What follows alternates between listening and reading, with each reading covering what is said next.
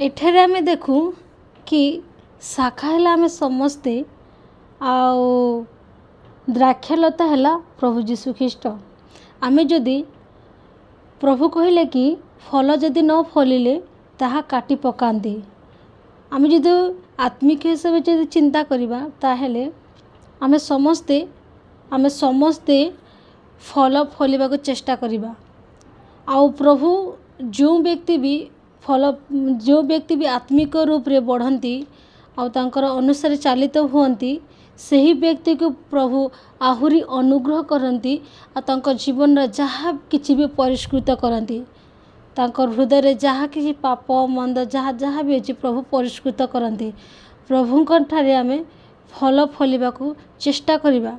प्रभु जेमती कि आम जीवन को काटी न पकांती, आम जीवन जेपरि नरखरे न पड़ू। आमे प्रभुंक ठारे शाखा ही लागी रहिबा। मु तुहमान को जो वाक्य कहूची सेति जोगु तुही माने परिष्कृत हो सारिच। प्रभु कहले कि जो वाक्य आज पठन करिलु सही वाक्य प्रभु कहउछंती कि ऑलरेडी समस्ते जानी अछंती। एही वाक्य मो ठारे रुह सेतिरे मु तुहमान ठारे रहिबी। प्रभु कहले कि प्रभुंक ठारे जदि रहिबा ताहेले प्रभु आम मानक हृदय रे रहिबे। आमे जदि प्रभुंक प्रति जदि आम हृदय जागा नहीं अन्य विषय जदि आम हृदय जागा दउछु ताहेले प्रभु आमर कौनसी कार्य साहाय्य करिवेनी। कौनसी प्रकार आमर आत्मिक बुद्धि वृद्धि हो पारिबनी। आमर हृदय भी रहिबनी। प्रभु जदि प्रभुंक ठारे आम जदि रहिबा ताहेले प्रभु आमर हृदय रे रहिबे। शाखा जेपरि द्राक्षलता न रहिले निजको फल फली पारे नहीं सेपरि तुही माने मुदे मोठे न रहिले फल फली पारे नहीं। एठी प्रभु कहिले कि जदि जो द्राक्षलता है द्राक्षलता प्रभु आ शाखा आंबे माने है। शाखा रे जेमती द्राक्षलता न रहिले फल फली पारे नहीं, फल फली पारे नहीं। द्राक्षलता थिले ही फल फलिबे शाखा रे। तो प्रभु कहिले कि सही प्रकार जदि हम प्रभुंक ठारे जदि रहिबा ताहेले आमे फल फलिबा। आहुरी फलिबारे प्रभु आमको साहाय्य करिवे। आ प्रभु कहले कि जे मो ठारे जदि न रहिले से केबे भी फल फरी पारिबो नाही।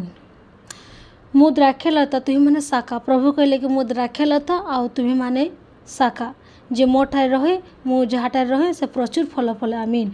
आमे जदि प्रभुंक ठारे जदि रहिबा ताहेले आमे प्रचुर परिमाण रे फल फलिबा। बिना तुही माने किछि करि पाने। प्रभुंकर बिना आमे किछि नुहु। ए जीवन हैला ए जहाँ भी सांस अछि प्रभुंकर अनुग्रह। आ आमे प्रभुंकर बिना आमे किछि भी करि पारबेनी। प्रभु आम हृदय प्रभुंक ठारे जदि रहिबा ताहेले प्रभु ने आम जीवन रे अनेक प्रकार अनुग्रह ब्लेसिंग देबे। आ देखिबा केही जेबे मोठे न रहे ताहेले ता शाखा पर बाहर पकाई दीजिए। प्रभुंक ठारे जदि आमे न रही प्रभुंकर अनुसार जदि चालित हेबानी अन्य पथरे चलिबा मंद पथरे चलिबा खराब रास्ता चलिबा ताहेले प्रभु आम ठारे रहिबे नाही। आउ से आमको बाहर फपाड़ी देबे, बाहर आमको पकाई देबे। आम जीवन नरखरे जीव, आम जीवन आम जीवन स्वर्ग रे जीवन आमको फपाड़ी देबे। आम जदि प्रभुंकर अनुसार जदि चालित हेबानी ताहेले आम जीवन को प्रभु नरखरे पकेबे। आउ केही जेबे मोठे न रहे ताहेले से शाखा पर बाहर पकाई दिया जाए सुखी जाए। पुणी लोके से गुड़ाक एकाठी कर निआरे पकाई दियंती से गुड़ाक पड़ी जाए।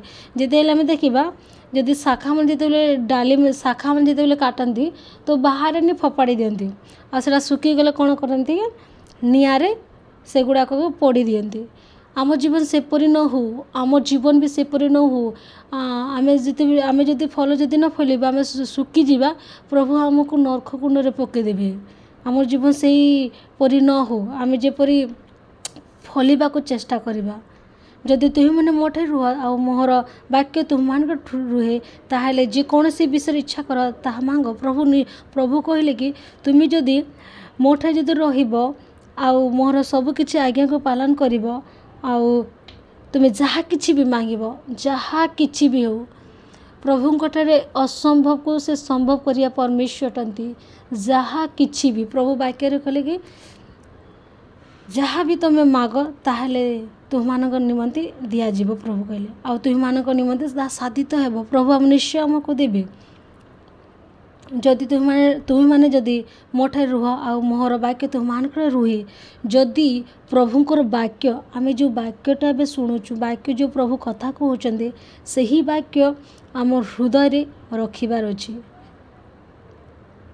तुम मैंने प्रचुर फल फलिबारे मोहर पिता महिमान्वित हेबे जदि आम प्रचुर परिमाण जदि फल फलिबा ताहेले प्रभु महिमान्वित हेबे आ तुही माने मोहर प्रकृतर शिष्य हेब आम प्रभुंकर गोटे शिष्य हेबा आम जदि प्रभुंकर उद्देश्य आम जदि आम लाइफ को आम अन्य उद्देश्य व्यवहार कर प्रभु को उद्देश्य व्यवहार करवा आज आमको प्रभु यही वाक्य द्वारा आमको शिखेले कि जे प्रभु है द्राक्षलता आउ शाखा है आम समस्ते तो प्रभु शाखा जे द्राक्षलता बिना किछि फल फली पारेनी सही प्रकार प्रभुंक बिना आम किछि फली पारिबानी आम प्रभुंकर उद्देश्य व्यवहार हेबा आउ ए सांसारिक जगत रे आमर किछि लाभ नाही आम आत्मिक हिसाब बढ़िबा आम जेहेतु प्रभु जीवित परमेश्वर को आम जानिछु